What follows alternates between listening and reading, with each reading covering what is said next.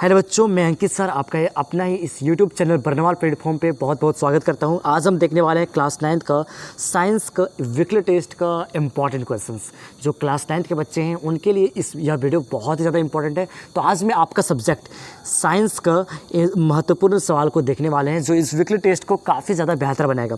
चलिए बिना लेट के वीडियो को स्टार्ट करते हैं। आपका पहला सवाल है, साधारण नमक का रासायनिक सूत्र क्या होता है? साधारण नमक, सिंपल नमक जो होता है, साल्ट जो होता है, उसका रासायनिक सूत्र क्या है? तो बच्चों नमक जो बनता है वो बनता है सोडियम क्लोराइड से। किससे बनता है? Sodium chloride. तो सोडियम का हो जाएगा Na प्लस क्लोराइड का Cl, तो क्या हो जाएगा? NaCl। क्या हो जाएगा? NaCl। यहाँ पर 4 ऑप्शन दिया हुआ है, MgCl2 जो कि गलत है, H2O भी गलत है, NaCl आपका सही हो जाएगा, बिल्कुल सही उत्तर हो जाएगा। ठीक है, अगला सवाल देखते हैं हम लोग। अगला सवाल क्या कह रहा है, चलिए देखते हैं फटाफट, है ना। अगला सवाल है, 1 नैनोमीटर बराबर कितना होता है?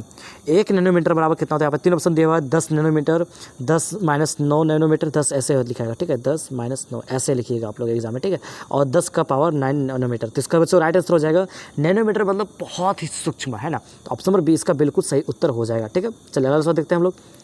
इलेक्ट्रॉन का खोज किसने किया था बच्चों? तो इसका 4 ऑप्शन दिया हुआ है, गोल्डस्टीन है, चैडविक है, जे थॉमसन है। तो इसका जो सही उत्तर हो जाएगा वो हो जाएगा J Thomson. Option number C इसका बिल्कुल सही उत्तर हो जाएगा। ठीक है, चलिए अगला सवाल देखते हैं। कौन सदिश राशि है? बच्चों यहाँ पे सदिश राशि और अदिश राशि एक सवाल बनता है। ठीक है, इसके लिए मैं सेपरेट वीडियो बनाऊंगा, लेकिन आप यहाँ से सुन लीजिए। सदिश राशि हम बोलते हैं जिसमें दिशा भी होता है और परिमाण भी होता है। ठीक है,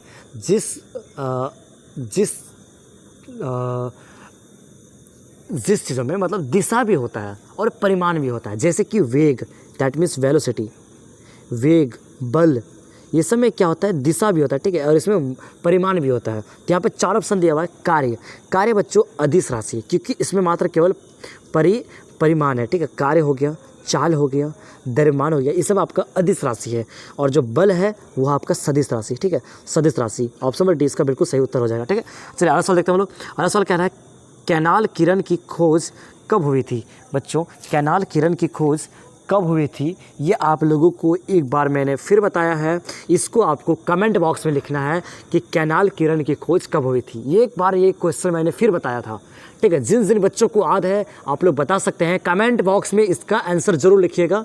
कैनाल किरण की खोज कब हुई थी? बहुत ही अच्छा सवाल है, बहुत ही सुंदर सवाल है, बहुत ही ईजी सवाल है। ठीक है, चलिए अगला सवाल देखते हैं। बल का एसआई मात्रा क्या है बच्चों? यहाँ पे 3 ऑप्शन दिया हुआ है। बहुत ही प्यारा सवाल है, जिन जिन बच्चों को पता होगा वो आप लोग बता सकते हैं। मैं यहाँ एक हिंट दे रहा हूँ। ऑप्शन नंबर 1 जो है जूल, ये कार्य का एसआई मात्रक है। ठीक है, अब बचा 2 ऑप्शन, न्यूटन और किलोमीटर। तो ऐसा यूनिट क्या हो जाएगा? न्यूटन जो है बल का है और किलोमीटर किसका है? दूरी का, है ना।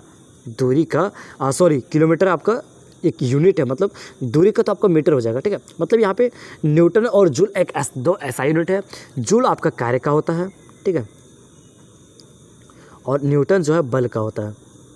ठीक, कोई भी सवाल आएगा तो आप लोग बना सकते हैं वहाँ पे।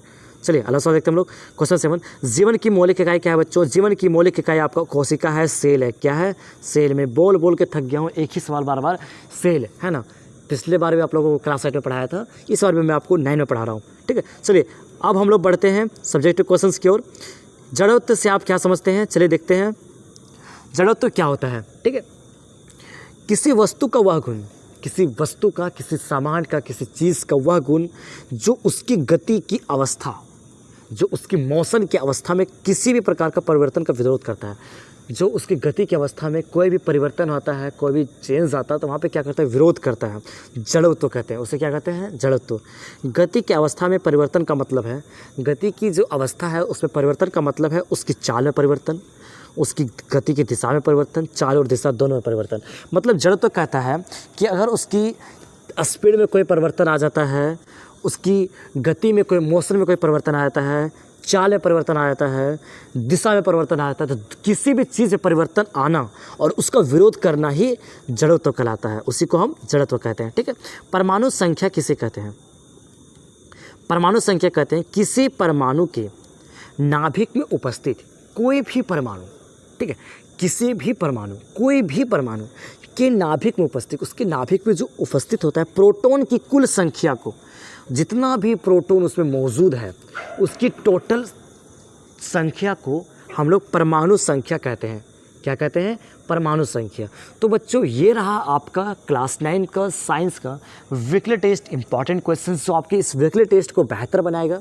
मिलते हैं फिर किस नए वीडियो के साथ। आप अपना सपोर्ट हमारे डिस्क्रिप्शन में जाकर इंस्टाग्राम पर फॉलो करके व्हाट्सएप ग्रुप पे जुड़ के दे सकते हैं। मिलते हैं किसी नए वीडियो के उसमें, तब तक के लिए बाय बाय। और बच्चों आप लोगों से जाते आते एक रिक्वेस्ट रहेगा, वीडियो को ज़्यादा से ज़्यादा शेयर कर दीजिएगा। हमारा प्रयास रहता है आपको इंपॉर्टेंट क्वेश्चन देने का, ताकि आपका एग्ज़ाम को थोड़ा सा सफल बनाए, आसान बनाए। ठीक है, thank you so much for watching this.